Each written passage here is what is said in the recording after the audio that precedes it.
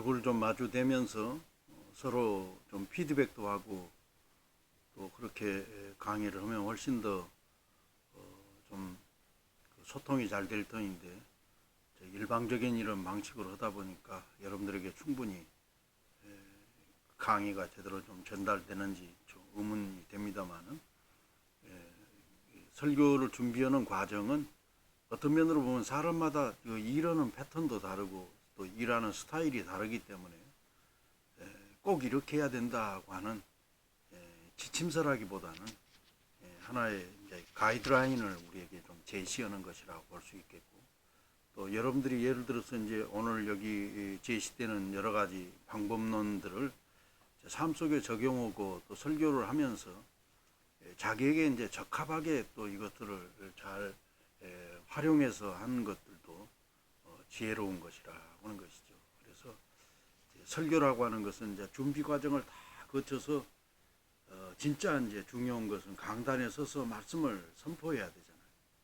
이 컨디션도 좋아야 되겠고 또 영적으로도 충만해가지고 회중들에게 은혜를 끼치는 그런 그 설교. 그러기 위해서는 원고에 이렇게 매여버리게 되면 아무래도 이제 시야가 이렇게 원고 쪽으로 눈이 갈 수밖에 없고, 그러다 보면은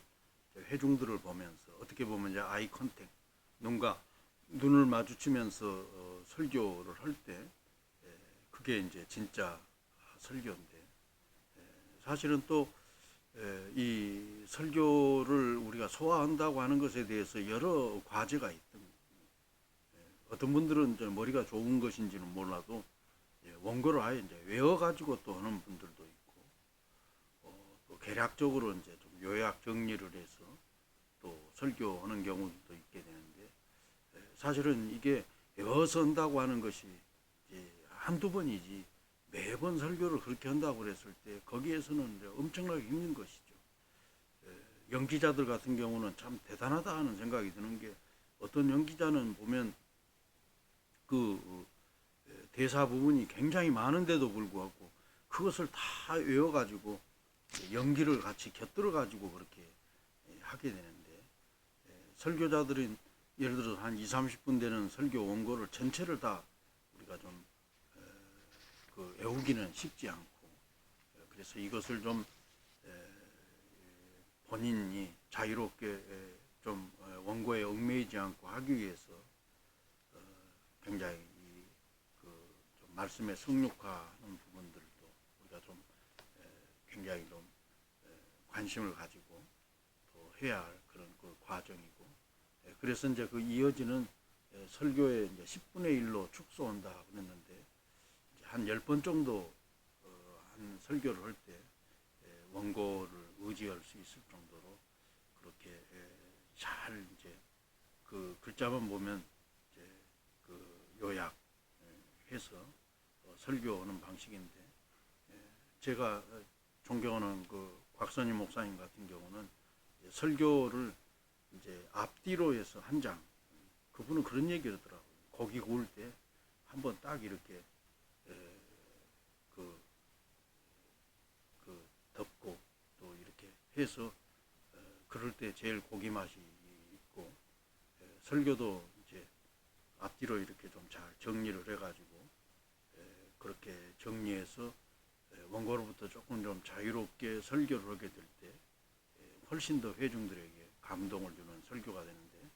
강의는 저 자신부터도 원고를 완전히 뭐 소화해가지고 이렇게 설교하지 못하는 그런 좀 안타까운 면이 있습니다만은, 아무튼 우리가 조금 원고를 잘 좀 요약 정리해서 원고에 의존하지 않고 좀 자유롭게 설교할 수 있도록 준비한다고 하는 것들도 굉장히 중요하겠습니다. 또 그 여러분들 책 그 263페이지에 볼 때 설교자들은 이제 아무튼 어떤 형태로든지 간에 겸손하게 준비하고 또 기도하는 가운데 성령님의 도우심을 따라서 이 사람의 마음을 움직이는 것은 사람의 힘으로 할 수 있는 것이 아니라 하나님께서 하시는 일이기 때문에 하나님의 도우심을 생각하면서 내 자신이 하나님 앞에 귀하게 쓰임 받을 수 있도록 자신을 내어서 겸손한 마음으로 기도 준비하는 것이 중요하겠고, 여러분들 그 책 보면 263페이지 중간쯤에 이제 주중 이렇게 그 일정표가 있는데, 좀 전에 제가 얘기 드린 것처럼 여기 스케줄 그대로 우리가 하나의 이것은 이제 가이드라인으로 좀 참고하는 것이지, 일하는 패턴이 조금씩 다르면은 이것들이 이제 조금씩 변동될 수도 있겠습니다만은, 여기 이제 일정별로 맞춰본다고 한다면 최소한도 이제 본문은 월요일 선정이 돼서 화요일까지 이렇게 그 본문에 대해서 묵상하고 또 그 말씀을 깊이 상고하는 그런 시간, 또 수요일까지는 그 본문에 대해서 서기를 완료해서 이제 하나님의 말씀의 그 보고를 우리가 잘 캐치한다고 하는 것. 그리고 이제 목요일 날은 이제 주해와 적용 작업을, 그리고 금요일 날은 아까 얘기한 대로 한 문장으로 이렇게 압축해서 말할 수 있고, 또 설교를 요약 또 이렇게 자유로 배열하고, 그렇게 해서 이제 토요일이면은 원고를 탈고할 수 있는 과정까지 나름대로 이렇게 그 스케줄을 좀 이렇게 정해놨습니다만은, 이것은 하나의 이제 여러분들께서 이제 가이드라인으로 생각하면서 참고를 하고, 또 여러분들이 이제 잘할 수 있는 작업 패턴에 맞춰서 일정을 좀 잘 해나가되, 설교라고 하는 것 자체도 단순 작업이 아니잖아요. 예를 들어서 육체적인 노동처럼 그냥 몸으로 때우는 것 같으면 훨씬 더 좀 힘은 들어도 할 만한데, 이것은 어떻게 보면 하나님의 말씀을 바르게 잘 받아가지고 하나의 창작 과정이죠. 하나님 주시는 지혜와 또 영감을 따라서 설교 메시지화 해가지고 또 회중들에게 전달하는 것까지. 사실은 이제 TV에 나오는 여러 게스트들이랄지 또 뭐 탤런트들랄지 이런 분들은 사실은 이제 업무가 분장이죠. 작가들이 이제 글을 써주고, 또 그 사람들은 연기만 하고, 또 이제 이렇게 구분이 되면 사실은 좀 작업하기가 쉬운데, 목회자는 사실은 종합적인 것, 어떤 면으로 보면 기획부터 모든 것들을 다 그 혼자서 감당해야 되기 때문에 결코 쉽지 않고, 그래서 충분한 준비 과정을 통해서 하나님의 말씀을 잘 그 영의 양식을 준비해서 회중들에게 먹인다고 하는 그런 그 중요한 일에 대해서 최선을 다할 수 있도록 여러분들이 잘 해주시고, 시간 되는 데까지 이제 12장 조금 예화 일부분 하고 이 다음 시간까지 연장해서 말씀을 드리려고 생각합니다. 예화라고 하는 것이 참 중요하긴 한데, 이게 좀 과하다든지 또 좀 지나치다든지 그랬을 때는 역효과도 있다고는 면들을 우리가 좀 유의할 필요가 있습니다. 그리고 예화도 보면 이제 다른 사람들이 뭐 작업을 해가지고 그것을 쉽게 이용할 수 있는 그런 예화집도 있습니다만은, 예화를 발굴을 해가지고 이렇게 자료화하는 데 있어서 본인이 수고해서 만든 것이 훨씬 더 어떤 면으로 보면 감동을 주고 또 권위도 세울 수 있다 하는 것입니다. 그래서 목회자들은 어차피 이제 그 작가들이 그 글을 써서 하는 것과 마찬가지로 창작하는 그 일들을 주로 하는 일이기 때문에 그 예화를 발굴하는 데 있어서 수고를 드려야 되고, 이번 학기 제가 여러분들에게 어떤 주제들을 맞춰서 그런 예화들을 수집하도록 하는 것은, 이것은 이제 하나의 그 습관도 되고 앞으로 평생 목회자로서 그 해야 될 일이기 때문에 여러분들에게 이제 과제로 그렇게 했습니다만은, 요즘에는 이제 컴퓨터가 이제 한글 문서 같은 경우도 보면 주제별로라든지 그것도 글을 이렇게 그 저장해 두면은 그 검색할 수 있는 그 기능도 있고, 또 어떤 그 예화에 대해서 여러분들이 이제 주제별로 조금 이렇게 저장을 할 때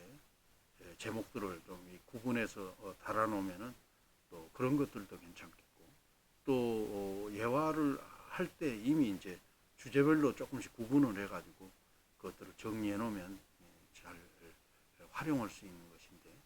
분류를 잘 못 해놓으면은 사실은 자료 찾다가 시간 다 버리게 되고, 그래서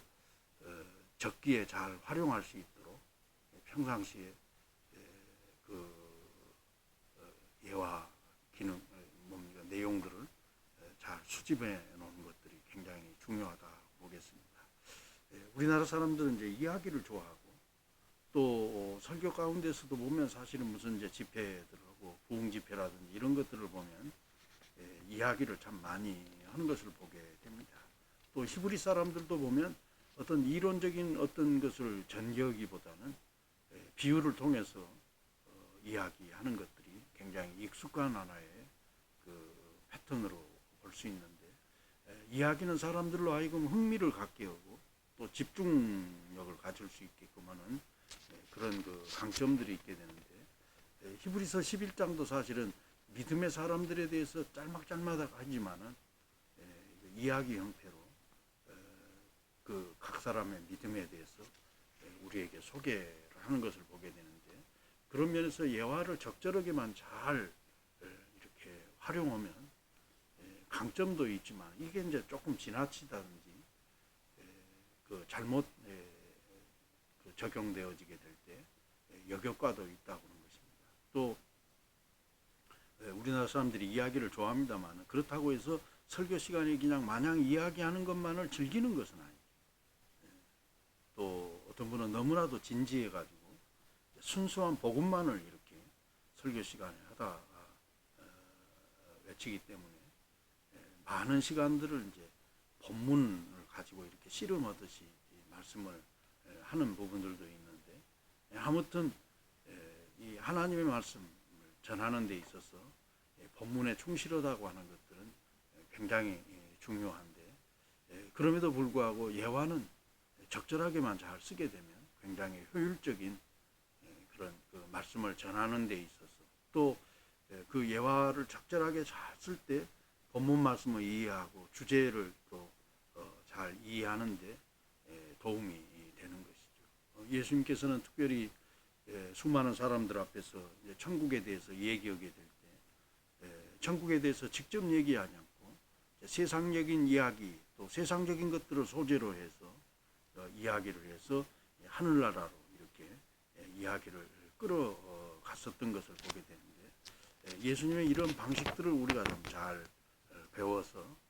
예화를 적절하게 잘 쓸 수 있도록 활용한다고 하는 것들이 중요한데, 왜 예화를 해야 되는가, 또 그 효과는 뭔가 하는 것들을 생각해 볼 때, 여러분들 교과서 271페이지 첫째는 메시지를 명백하게 하고 구체화시키기 위해 예화는 필요하다. 한마디로 이 설교를 잘 이해할 수 있도록 하기 위해서 예화를 쓴다고 하는 것이죠. 예화는 빛을 비춰주는 역할을 한다고 이렇게 말하고 있는데, 사실은 믿음이라고 하는 것 자체는 굉장히 좀 추상적이기도 하고 또 여러 가지를 생각할 수 있는데, 예를 들어서 욥의 믿음이다. 이 욥이라는 인물을 들어서 믿음으로 이렇게 좀 한정시키게 되면, 욥은 어려운 환난과 또 고난 가운데서도 그 신앙의 본질을 잃지 않고 하나님을 끝까지 이렇게 믿었는, 그래서 이제 이 욥을 생각할 때는 인내가 생각돼요. 또 아브라함의 믿음 그랬을 때, 아브라함은 무엇을 잘했죠? 아브라함은 순종을 잘했잖아요. 고향 본토 친척을 떠나 내가 내게 지시할 땅으로 가라. 사실은 그때 당시의 가부장적 사회 속에서 아버지 품을 떠난다고 하는 것은 자기의 최고의 기득권을 내려놓는 것이나 마찬가지라고 생각할 때, 사실은 이게 쉽게 순종할 수 있는 것은 아닌데, 아브라함은 하나님의 말씀이라 그럴 때 순종한 거지. 심지어는 어디까지 순종했어요? 100세 얻은 독자 이삭까지라도 번제로 바치라 그랬을 때 기쁜 마음으로 바쳤다. 그래서 메시지를 좀 구체화하고 명확하게 하고 또 이해하기 쉽게 만드는 데 있어서 예화는 필요하다고 볼 수 있겠고, 또 둘째로 예화는 회중의 흥미를 유발시키면서 메시지를 전하는데 촉매 역할을 한다. 회중들에게 기쁜 마음으로 듣도록 하는 것. 지난 시간에도 얘기 드린 것처럼 예수님께서 사람들에게 설교하실 때 딱딱하게 얘기하시지 않고 아주 재미있게, 그래서 예수님이 설교하신 것, 예수님이 말씀 전할 때 백성들이 즐겁게 들었다고 이렇게 말하고 있는데, 흥미를 끈다고 하는 것은 굉장히 중요한 거예요. 마케팅도 사실은 흥미를 끌게 하는 것이, 관심을 갖게 하고 그렇게 해서 이제 원하는 물건들을 이제 파는 것도 이렇게 중요하게 되는데, 지루하지 않게 진리의 말씀을 전한다고 하는 것들도 굉장히 중요하다고는 면에서 생각할 때, 예화라고 하는 것이 흥미를 유발하고 또 메시지를 전하는 촉매 역할을 한다 했을 때 굉장히 중요한 역할을 하는 것이고, 또 세 번째로 예화는 회중이 그날의 메시지를 기억하는데 도움이 된다. 사실은 그 교인들에게 오늘 설교 본문이 어디냐고 물어보면 한 며칠 지나고 나서는 잘 기억을 못 하는 경우가 있어요. 근데 예화의 얘기는 잘 기억을 해요. 그래서 사실은 이 예화라고 하는 것이 좋은 점도 있지만은 사람들이 잘 안 잊어버리기 때문에 반복해서 썼을 때는 효과가 떨어지게 되고, 또 목회자가 좀 게으르다고 하는 그런 그 잘못된 평을 받을 수도 있고, 그래서 메시지는 잘 기억하게 하는 그런 그 강점도 있지만, 그래서 예화 내용을 전개하는 데 있어서 설교자는 또한 세심하게 또 주의를 기울일 필요도 있다고 하는 것입니다. 또 이게 넷째는 예화는 계층을 초하는 언어로서의 역할을 수행한다 그랬는데, 사실 일반 학교라든지 또 특정 무슨 학원이라든지 이런 것들은 이해관계라든지 신분에 따라서 거기에 이제 대상들이 거의 비슷한 수준이죠. 학교 교실은 보면 클래스 보면 같은 학년들, 또 지적 수준으로 보면 물론 좀 차이가 있을 수 있습니다만 다 비슷하지만은, 교회는 다양한 사람들이 공부한 사람들도 있고 또 공부를 많이 못한 사람들도 있게 되고, 또 사람들 관심도가 또 다 다르게 되고, 또 삶의 수준도 다르고, 또 윤리의식이라든지 도덕 수준도 다 이제 각기 다 다른 사람들, 이런 사람들이 이제 모여 있는 그런 공간이기 때문에 사실은 좀 어려운 말들을 하면은 상당히 어렵고, 그래서 옛날 목회자들이 설교를 하게 될 때 대개 어느 수준으로 중학교 3학년 정도 그 지적 수준이면 알아들을 정도의 수준으로 설교를 하라고 하는 그런 얘기가 있습니다만은, 이런 그 여러 다양한 계층을 아우러서 이해할 수 있도록 말씀을 하는 데 있어서 효과적인 방식은 예화라고 하는 것이고, 다섯 번째로 예화는 회중에게 여유를 공급하는 몫을 담당한다. 사실은 이런 얘기를 딱딱하게 계속 하다 보면 사람들이 굉장히 피곤해지는 거죠. 그리고 너무 무거운 얘기들을 계속 하다 보면은 거기에 이제 따라가는 데 있어서 이제 피로감이 옳게 되는데, 이럴 때 이제 회중들에게 청량예와 같이 적절한 이야기를 하게 될 때 조금 한 템포 이렇게 쉬어가고, 또 마치 숨 쉬는 것과 같은